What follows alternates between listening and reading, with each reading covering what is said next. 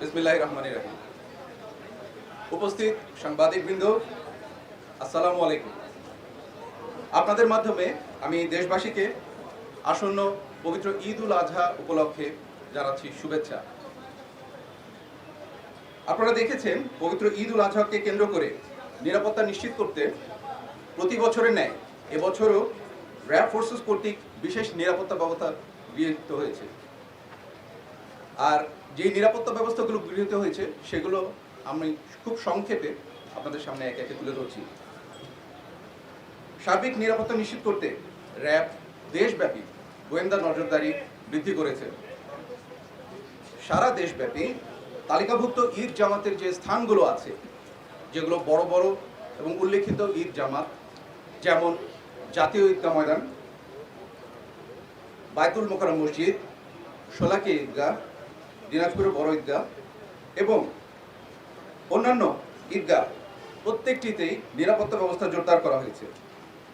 এগুলোতে নিরাপত্তা সুইপিং করা হচ্ছে নিয়মিত।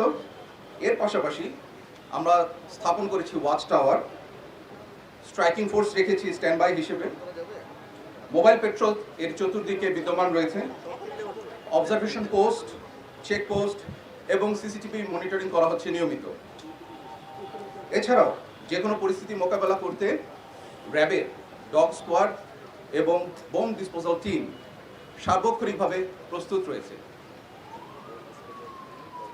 এর পাশাপাশি পবিত্র ঈদ উল আজহা উপলক্ষে ঘরমুখী মানুষের নিরাপদে বাড়ি ফেরা নিশ্চিত করতে সকল bus terminal, rail station, launch terminal, ফেরিঘাটে অতিরিক্ত ভাড়া আদায়কে কেন্দ্র করে যে পরিস্থিতির সৃষ্টি হচ্ছে সেগুলোকে নিয়ন্ত্রণ করার চেষ্টা করা হচ্ছে।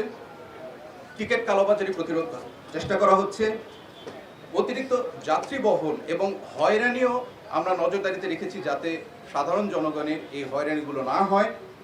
এবং আমাদের সাধ্যমতন চেষ্টা করছি প্রতিটি বাস টার্মিনাল, রেল স্টেশন, লঞ্চ টার্মিনালে আমাদের যথোপযুক্ত লোক উপস্থিত রাখার জন্য সার্বক্ষণিকভাবে দিনে রাতে 24 ঘন্টা, এবং আমরা চেষ্টা করছি পরিস্থিতিগুলোকে নিয়ন্ত্রণে আনার জন্য।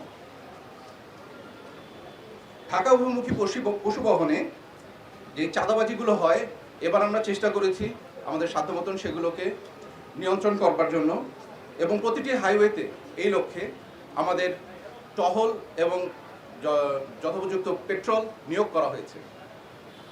গুরুত্বপূর্ণ যে শপিং মলগুলো আছে, বিপণী বিতান এবং বিনোদন কেন্দ্রসমূহে আমাদের স্ট্যাটিক ডিউটি পোস্ট রাখা হয়েছে। এছাড়াও মোবাইল পেট্রোল, ফুড পেট্রোল, এমনকি মোটরসাইকেলে আমাদের সাদা পোশাকে গোয়েন্দা নজরদারিও চালু রয়েছে, যাতে করে সাধারণ জনগণ উৎসব মুখর পরিবেশে এবং নিরাপদে কেনাকাটা শেষ করে বাড়ি ফিরতে পারে।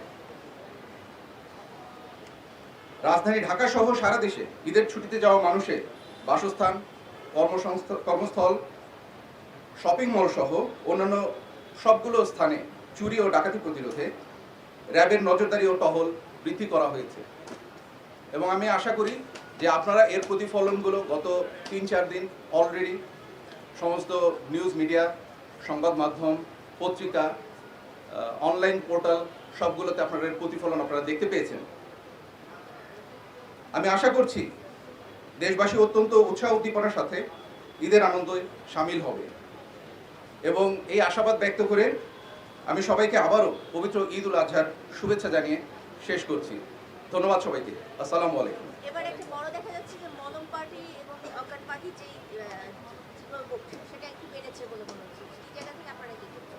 আমার কাছে মনে হচ্ছে কমেছে, কারণ যেখানেই আমরা এই ধরনের খবর বা গোয়েন্দা ইনফরমেশন আমরা আগে থেকে পাচ্ছি, যেমন রংপুরে অলরেডি 13 জনকে আটক করা হয়েছে, সিলেটে এরকম মলম পার্টিকে আটক করা হয়েছে, এবং এই সমস্ত অ্যাকশনের মাধ্যমে সারা দেশে একটা মেসেজ যাচ্ছে যে যারা এই ধরনের অপকর্মের সাথে জড়িত তাদেরকে কোনোভাবেই ছাড় দেওয়া হবে না। তো সেই লক্ষ্যে বলতে পারি এইবারের যে পেপার, পত্রিকা এবং মিডিয়াতে মলম পার্টি সম্পর্কে নিউজ কিন্তু খুবই কমই এসেছে।